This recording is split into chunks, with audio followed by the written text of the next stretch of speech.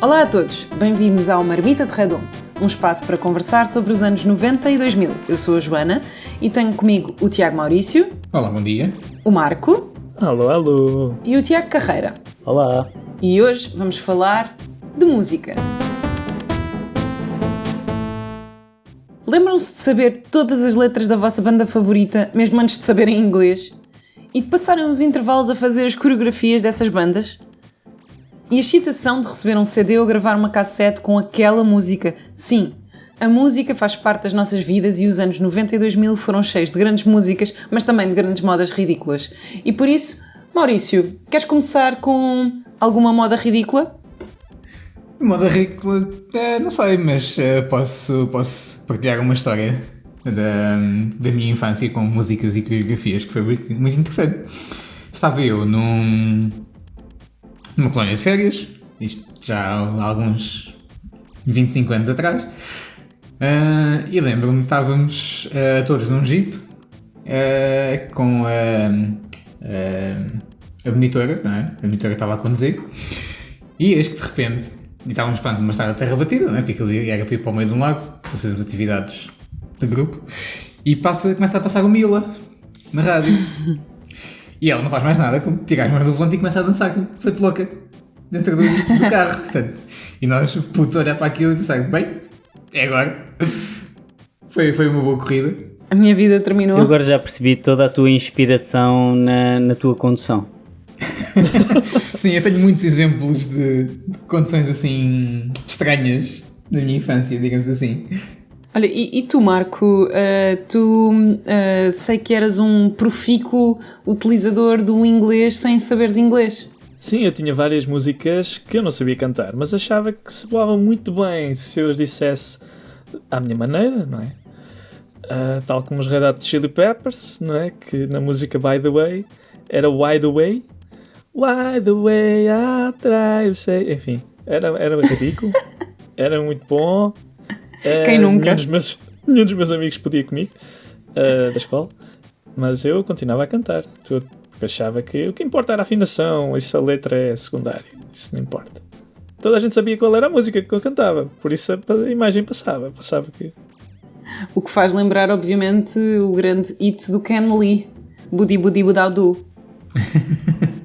Ken Lee, Budi Budi Budaju. Exatamente.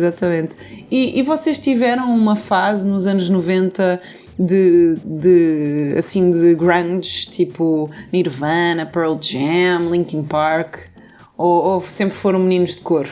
O que é isso com meninos de coro? Não, que este surgimento nos anos 90 de grunge não vos afetou, não vos marcou? Sim, quer dizer, Smashing Pumpkins e Linkin Park faziam sempre parte de qualquer adolescente, não é? Eram as músicas que toda a gente ouvia, não é? Ou as bandas, neste caso, que toda a gente ouvia. Aquilo que eu acho muito curioso nos anos 90, em particular nos anos 90, é que realmente houve uma mistura muito grande que de certeza que tanto ouvias Backstreet Boys como ouvias Blink. Então eu acho que o facto de ter havido um bocadinho uma democratização das músicas e dos géneros musicais, também muito trazido pela MTV, pelos canais de música que tanto passavam Mariah Carey como a seguir passavam Snoop Dogg, fez com que as pessoas também democratizassem um bocadinho mais o seu ouvir música. E eu acho que nós, enquanto adolescentes, fomos as esponjinhas disso, não é? Toda a gente ouvia um bocadinho de tudo. Sim, desde I'm a Barbie Girl, não é? E se calhar dançavas feita louca. Há aquelas músicas pesadonas do Nirvana, quase deprimentes. Exatamente. Não, se quisermos entrar pelas boys band, não sei, e pelas girls band, não sei se vocês estão preparados para isso. Nós passávamos os intervalos, em determinado momento nós parecíamos uma escola de dança na minha turma, porque a hora do intervalo era efetivamente para treinar a coreografia de uma determinada música. Eu lembro-me que uma das primeiras que nós treinámos, assim, do início ao fim, foi Excesso, com toda aquela introdução. Querida, pensei que fosse mais fácil contigo longe. mas dói muito mais a tua ausência do que a indiferença da tua presença. Por isso peço-te, volta. E vocês perguntam, como é que eu ainda sei isto hoje, percebes? Porque foram intervalos e intervalos em que todos juntos nós treinávamos a coreografia e era a vivência daquela questão. E claro, uma boys band em português, então era a loucura total. Não sei se vocês tinham, assim, a excitação que nós tínhamos pelos excessos, por exemplo. Acho que não. Acho que não tinha assim, esse nível de excitação. Mas de facto lembro-me de muitos intervalos em que nós ficávamos só a olhar para as raparigas a fazer coreografias.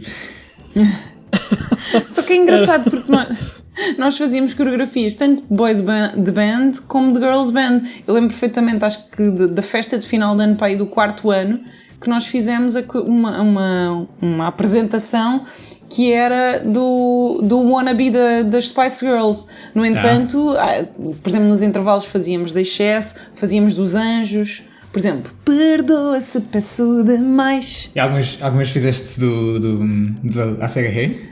Do ACRM mais tarde, sim, já estava no ciclo, mas aí foi uma coisa muito engraçada, porque eu não sei se nas vossas escolas aconteceu o mesmo que na minha, mas em que houve um proliferar de grupos de hip-hop, aeróbica, portanto, aeróbica já não metia graça, já era lame, então o que é que as escolas faziam? Não era um grupo de aeróbica, era um grupo de hip-hop. E então era basicamente um sítio em que a professora ensinava coreografias. E claro que nós fizemos um medley para apresentar no final do ano também na escola, ou no final do período, que tinha que ter a Sarah He. Então aquilo tinha a Sarah He, Jennifer Lopez, acho que era On The Block, não é? Aquela coisa, porque nós achávamos que tudo aquilo era hip-hop, quando aquilo na verdade era pop perfeitamente normal e comum. Mas nós achávamos que éramos muito badass fazer hip-hop na escola. E vocês também ficavam sempre excitados quando saíam as coletâneas, por exemplo, do Now ou algo assim do género? Eu adorava essas coletâneas, porque na realidade eu acabava por não seguir nenhuma banda em especial. Eu sempre gostei de ouvir música, mas de forma variada. Não sou daquelas pessoas que segue uma coletânea ou que segue um CD no sentido de seguir a história. Eu sempre gostei de músicas variadas, então essas coletâneas para mim eram espetaculares. Era a definição perfeita daquilo que era um CD, que era todas as músicas que eu gostava de ouvir. Não tinha aquelas músicas mais recônditas que eu não conheço. Hoje em dia gosto de ouvir essas músicas mais recônditas, mas na altura não. Eu adorava as coletâneas, pela mesma razão. E nós fomos privilegiados, porque pela primeira vez nós podíamos ter coletâneas, que era uma coisa só apareceu nesses CDs da Now. Antes não havia nada disso. Antes compravas um CD do Michael Jackson e tinhas de ouvir Michael Jackson o verão inteiro, porque era o único CD que tinhas comprado. Isso. Mas havia cassetes coletâneas também, antes. E havia muitas cassetes coletâneas feitas por nós, não é? Também. Acho que eram mais caseiras. Tu lembras-te de algum? Havia o Now em cassete? Eu nunca apanhei um. Eu acho que havia ou não em cassete. Acho que quando foi lançado ainda houve em cassete e em CD. Daquelas que compravas na bomba de gasolina. Ao lado das músicas do Marco Paulo. E assim, músicas mais sérias, Joana. Eu sei que tens um trauma com Paulo Gonzo. Queres contar? Eu acho que já contei aqui neste podcast, mas a parte mais curiosa é que eu acho que os anos 90 são realmente um cogumelo de música, porque surgiu tudo e mais alguma coisa. E enquanto ainda começávamos já a ouvir muita música estrangeira, também só havia ainda muita música portuguesa, com tudo o que isso implica. A grande música portuguesa dos anos 90, Delfins, Polo Norte e aquela música portuguesa tipo Paulo Gonzo. Sem desprima para o Paulo Gonzo, obviamente.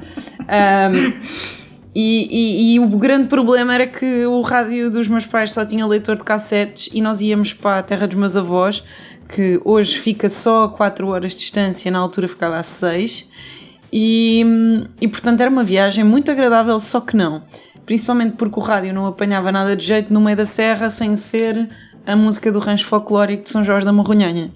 E isso significava que o meu pai achava que deveria pôr as cassetes que tinha no carro. Qual era o problema? Só tinha uma cassete e era do Paulo Gonzo. Então era um sofrimento contínuo de eu dei de quase tudo e quase tudo foi demais. Bem, pelo menos não era como na música dos chutes, não é? Que eram 9 horas de Lisboa a Bragança. Não. Chutes também é uma das coisas que vem quase dos anos 90 e aquilo. E hoje ainda dura.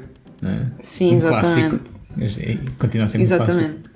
Não, mas eu acho que os anos 90 tiveram em Portugal coisas fantásticas. Eu não sei se para vocês, eu acho que também depois marca um bocado a adolescência. Eu acho que das raparigas, então, para mim, por exemplo, Polo Norte, acho espetacular ainda hoje. Ornatos Violeta. Acho que especialmente quando começaram a aparecer as telenovelas portuguesas e que usavam muita música portuguesa, então começou a ter grande popularidade assim também. Ou seja, as duas coisas, não era só a música mas também como as novelas tinham aquelas historiazinhas pipis.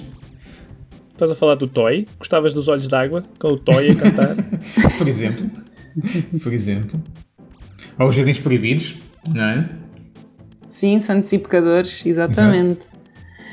Sim, acho que também alargou muito as referências das pessoas, não é? Não era só Rui Veloso e Luís Represas e Resistência e aqueles grandes cantores, e começaram a aparecer outras referências. E acho que também abriu aquela possibilidade de haverem depois as próprias correntes do que falávamos há bocado, do punk rock, do grunge, do rap português. Então aparecem pela primeira vez coisas como Você Si, Mind the Gap, Sam the Kid, Expensive Soul. A sobremesa, não é? Exato, Buraca. Uegue. Que realmente são nichos, mas que acho que toda a gente ouvia essas bandas. Mata-Ratos, não sei se vocês ouviam Mata-Ratos. Eu não sei se tu ouvias Mata-Ratos. Pois, estou fascinado por conheceres Mata-Ratos. As coisas que estamos a descobrir. Sei lá, Enapá 2000 vocês ouviam de certeza, não é? Sim. Enapá 2000, Quinta do Bill, coisas assim. Voa. Tem versões alternativas das músicas. Queres cantar a versão estudante? Não, isso já passou. Isto é fora dos anos 90 e 2000. Isso fica para outro episódio. Um episódio para adultos, não é? Mas Maurício, tu ainda há pouco falaste dos Desert, e acho que há uma coisa muito importante para falar daquela altura, que eram as bandas que foram feitas de propósito para ser um sucesso. Como todas as bandas dos Morangos com Açúcar, cujo elenco foi selecionado para fazer uma banda e para serem atores, portanto, tinham de ser pessoas bonitas, que soubessem cantar. Discutível. E isso faz-me lembrar a versão internacional disso que todos nós conhecemos, que são as Spice Girls.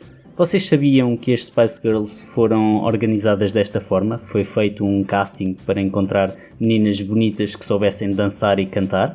Sim. Sabia. Isto é um podcast de pessoas cultas, não é?